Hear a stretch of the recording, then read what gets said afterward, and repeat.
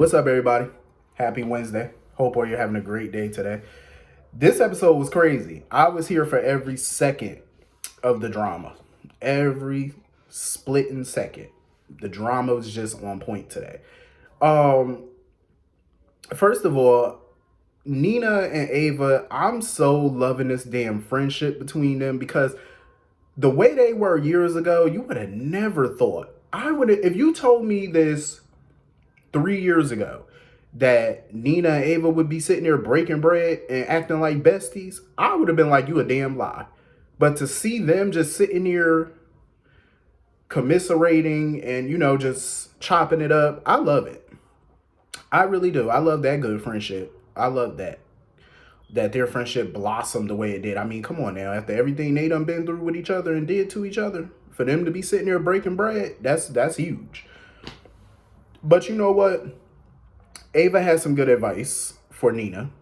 And, Ava, of course, did not want to agree with Carly, but she reluctantly agreed with Carly. But the thing is, I wholeheartedly agree with Ava. I feel like Nina needs to go about things with Carly a whole different way. Because going to war with Carly, I mean, what is that going to do for Nina? You know what I mean? That's not going to have a good outcome, in my opinion.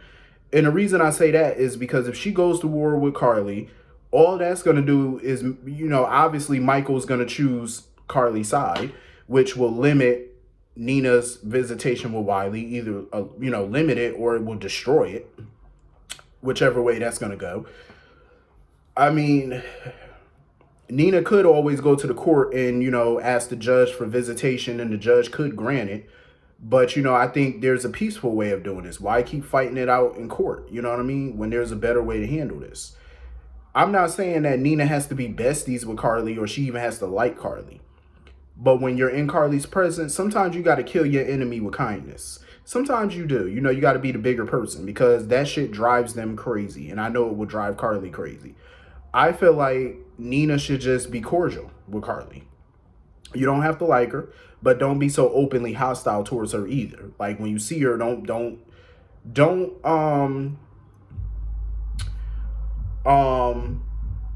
confrontational. You know what I mean? Don't do that. Do not do that. Just focus on your grandson. That's what you need to do. Like, I feel like that's all Nina needs to worry about. That's top priority is Wiley. Forget Carly. Carly don't exist right now. Focus on this little boy and the love and care that he needs. That's what I feel like she should, focus on. Just kind of make peace with Carly in a way. You know what I'm saying? Like, go along to get along, basically. For the time being. Carly, as usual, was kind of pissing me off when her and Michael were talking at the mansion. I hate when Carly is at the Quartermain mansion. I really do, because I feel like she should not step foot in that house. But my thing is with Carly, her sitting there telling Michael that, oh, Nina's going to try to bring up Nell every chance she gets when she visits Wiley. So what? This is what pisses me off about Michael. Stand up to your mother and tell her to back off. Butt the hell out of your business. That's your child. Damn, tell her to go sit down. She raised her child. She's still raising a child. Go worry about that. Why are you over here worried about what he's doing with his son? He's a grown man. He's not under your roof. Number one, Michael's not under Carly's roof. Hasn't been for some years. You're not paying his living expenses. He has his own money, obviously. So back the hell off. Don't sit there and tell this grown man how to raise his child and what to do with his child. Who gets to see his child? That's his business. That's not your prerogative. Go sit down. It's not your right. I don't see anything wrong with Nina bringing up Nell to Wiley. I really don't see what the issue is with that. That boy has a right to know who his biological mother is. He has a right to know that, Nell is his mother. Yes, Nell was crazier than a pet coon, but that was still his mother, and you should not wait until he's a teenager or whatever to tell him that Nell was his mother. I think that's ridiculous. When Michael was a kid, he knew AJ was his biological father. He knew. He definitely knew. So why deprive Wiley of that? I mean, I think there should be some restrictions on what Nina can say to him in terms of, Nell's criminal activity, of course. I don't think Nina's going to bring that up, obviously, to him, and nor should she. But, he should know who his mother is. He should get to know his grandmother and know, that part of his family and his history. Carly needs to mind her business and shut up. And go get her some business. Carly, I feel like, needs to just find a hobby. You would think, as a mother to an infant child, to a teenager who still lives in her house, and, her husband being MIA, she's the co-owner of a hotel. With all that going on, you would think she would have, she would be pretty busy. Of course not. She ain't busy enough, in my opinion. So, Michael pretty much wants to call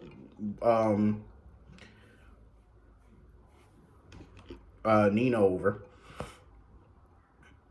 He invited Nina over. I think when Michael invites Nina over, I think he's going to talk to her probably about the whole Wiley situation, the do's and the don'ts.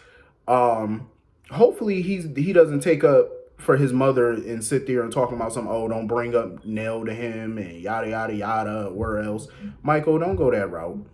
Because if Michael goes the route that I hope he doesn't go, then I will say Nina should go to court. Go to court and get her visitation. That's just my opinion. I feel like that if it comes to that, I think she should do that. So anyway, moving on from that. Obrecht did not come to play. She did not come to play with these hoes. Obrecht said, nah, I got a bombshell.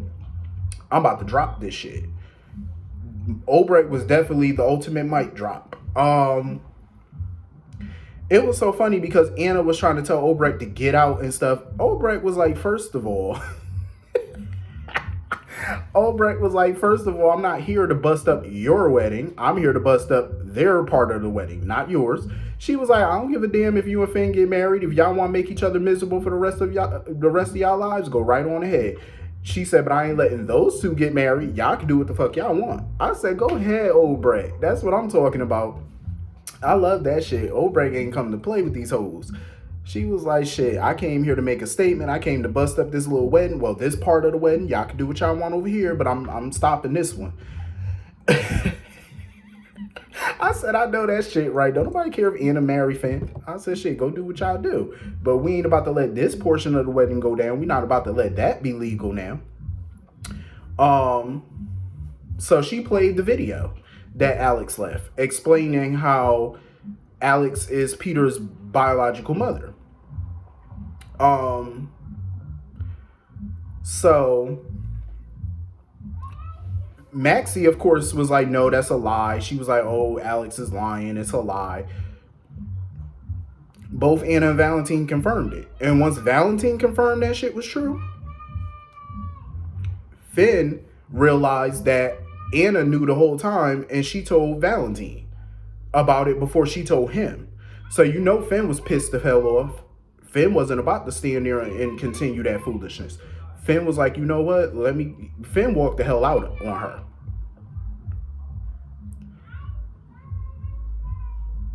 I don't blame Finn for walking out on Anna. Because she's sitting here keeping secrets. Not only that, but you're involving Valentine.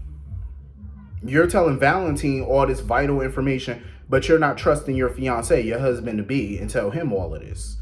You didn't feel it necessary to tell him. So, of course, Finn is going to feel betrayed. He's, he doesn't trust her at this point. I don't blame Finn for walking out. Obrecht, shit, she came in with her paperwork. Obrecht was like, shit, I'm a free woman. Ain't nothing y'all could do. She said, I got the confirmation. And Robert read the letter, and he was like, yeah, it's an official letter. He said it ain't doctored. Obrecht was pissed at Robert, though, for not protecting Maxie from Peter, because she felt like Robert was supposed to handle things while she wasn't in Port Charles. He was supposed to handle stuff in Port Charles, and she was pissed because she like, you let this shit get this far. Like, you let this wedding actually occur? You let it go this far? Like, you was been supposed to nip this in the bud. But, I mean, it wasn't a whole lot Robert could do, But, shit, Obrecht was like, it ain't over. She said it's more grief to come. Jordan was pissing me off a little bit because she's sitting outside wishing that she had an excuse to arrest Obrecht. I'm like, arrest her for what? She's a free woman, and there's no law against her interrupting a wedding. There's no law against that. If there was a law against it, everybody'd be locked up. Because you know how many people interrupt weddings? TV, real life. I'm pretty sure in real life, plenty of people done bust up their ex's wedding to get them back. That shit, trust. You'd be surprised. So, of course, Lucy was asking Jordan about her relationship. And, you know, Lucy was hoping that Jordan and Curtis would get back together. It was sad to see Jordan and Curtis look at each other that way and stuff, because it's obvious Jordan wants him back, and it's obvious that Curtis wants her back, but he just has that wall up. Like, he can't trust her at this point to tell him the truth and keep him in the loop on things that concern their family. You know, so I don't blame Curtis for that. But, you know, a decision is going to have to be made soon about, are we staying or are we going? What are we going to do? I wouldn't mind seeing him with Portia, as long as we get to the truth of paternity for her daughter. As long as we can get to that, because I don't want to see Jordan. I don't want to see Curtis go from one lying woman to another one. You know what I'm saying? Like, that would just be horrible. So Chase, you know, he was sticking around or whatever for his brother and stuff, because Willow, he just told her, you know, you can leave. I'm going to stick around for, you know, Finn, see if he needs something, comfort him. And he's like, I'll call you later. Maxie is pissed off. You know, Mac tried to comfort her because Maxie feels like Anna is just as bad as Alex. I mean, Anna has her faults, but would I say she's just as bad as Alex? No, I wouldn't go that far. But, you know, she definitely, you know, made a big mess of things. Anna and Valentine was commiserating about that too, about the mess that they're in. I say, yeah, y'all gonna have to get on up out of this.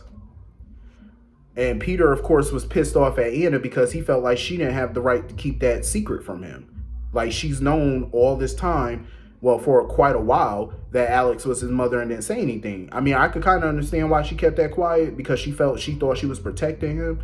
But see, that's the problem. When you lie to somebody out of protection, it's going to backfire on you. 9 times out of 10, it's going to backfire. And that's exactly what it did to Anna. It backfired. You got to, you know. Maxie was pissing me off because after all of that was said, she still wanted to marry Peter. She was like, oh, I don't care. You're still a great man. You're this, you're that. She kept trying to convince him to continue on with the wedding. I said, oh, hell no. Robert was sitting there hoping that Peter would have turned her down and said, nah, I can't go through with this. But Peter was, you know, Britt and Sam felt the same way, but Peter was like, yeah, let's get married. Obrecht was looking like death when they were trying to resume that wedding. She was like, oh, hell no. She was about to walk over to Dante and press that button, that pin, to activate him, to get him under mind control, to activate his mission. But thank God Valentine stepped up and pretty much told Maxie that he couldn't let the wedding continue because she needed to know the whole truth about Peter. I think he's going to talk about her framing Obrecht and what he did to Drew and Franco and Andre. I said, thank you, Valentine. Thank you for stepping up. My goodness. And speaking of Curtis, let me run that back real quick. Curtis, sir, he was at the wedding Monday. I remember seeing him Monday at the wedding. Yesterday, his ass was nowhere to be found. And here he is today. I said, where the hell was he at this whole time? Because I sure as hell didn't see him all day yesterday. I was like, okay. I cannot wait for Valentine to spill the tea. I can't wait. And hopefully Maxie, simple ass, does not go ahead with this wedding. Like, Maxie, be smarter.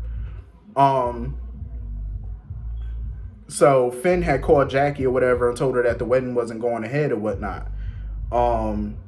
Finn was just deep in thought at the hotel. He was staring out the window.